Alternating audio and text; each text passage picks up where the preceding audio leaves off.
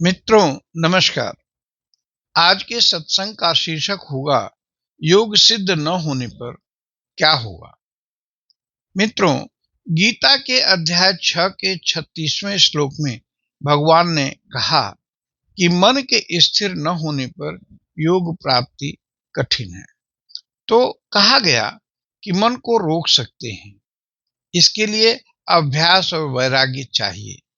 इस पर शक हुआ कि अभ्यास और वैराग्य नहीं हुआ तो मन स्थिर नहीं होगा, फिर समत्व योग भी पूरा नहीं होगा।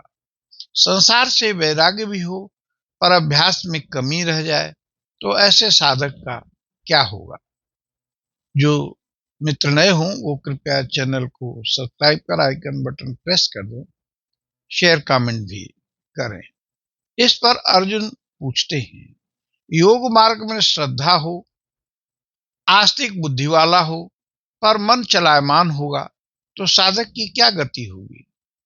तो इसको अध्याय 6 के 40वें श्लोक में भगवान कहते हैं, श्री भगवान उवाच पार्थ नैवेह नामुत्र विनाशस्तस्य विद्यते न हि कल्याण कृत कश्चित दुर्गतिम तात गच्छति। श्री भगवान बोले, हे पार्थ, उस पुरुष का न तो इस लोक में नाश होता है और न परलोक में ही, क्योंकि हे प्यारे, आत्म उद्धार के लिए अर्थात भगवत प्राप्ति के लिए कर्म करने वाला कोई भी मनुष्य दुर्गति को प्राप्त नहीं होता।